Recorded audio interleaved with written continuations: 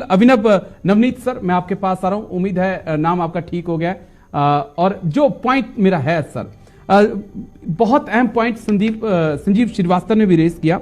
इसी पॉइंट को मैं अगर आगे बढ़ाऊं, क्योंकि जो सवाल था मेरा आपसे पिछली बार भी कि टैंक भी चीन दे रहा है, मिसाइलें भी चीन दे रहा है, सबमरीन भी चीन दे रहा है, और एयरक्राफ्ट कैरियर भी चीन चाहता है कि पाकिस्तान के पास हो।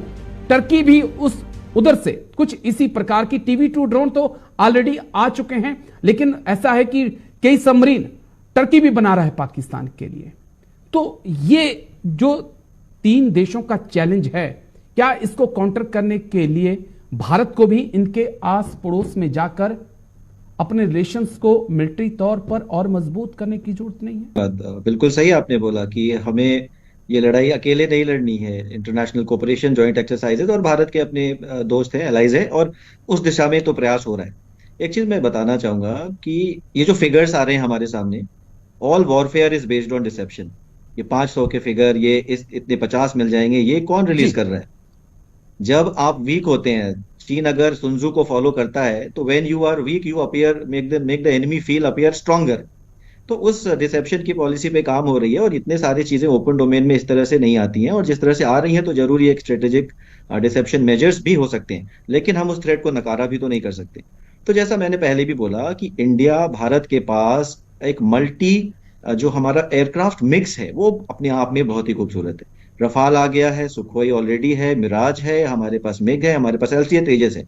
और जब इतनी मिक्स ऑफ एयरक्राफ्ट होते हैं तो वेपन प्लेटफॉर्म का भी मिक्स एक नया तरीके का बन जाता है, जो चीज चीन के पास नहीं है। उनका J-20 हो, J-30 हो, उनका प्राइमरी रोल अगर स्टेल्थ हो जाएगा तो उनकी जो मारक क्षमता है वो कम हो जाएगी, और क्लोज कॉम्बैट में वो हमारे सामने बिल्कुल नहीं टिक सकते।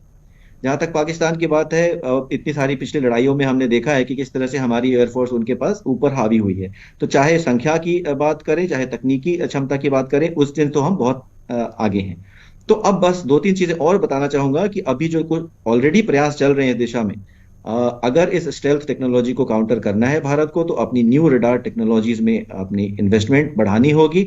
लो फ्रिक्वेंसी रडार लाइए, मल्टी स्टैटिक रडार लाइए, जिसमें कि बहुत सारे ट्रांसमीटर और रिसीवर्स होते हैं। अपनी ऑफेंसिव साइबर वॉरफेयर कैपेबिलिटी को बढ़ाइए। अपनी जो एयर डिफेंस है, जिसके ऊपर ऑलरेडी काम चल रहा है, एयर डिफेंस नेटवर्क को स्ट्रॉन्ग कीजिए, वो चल रहा है। अपनी इलेक्ट्रॉनिक वॉरफेयर की जो कैपेबिलिटी है उसको बढ़ाने की जरूरत है, और वो हो रहा है। जैमर्स लाए जा रहे हैं, तो बिल्कुल भी डरने की बात नहीं है, और सही दिशा में प्रयास चल रहा है।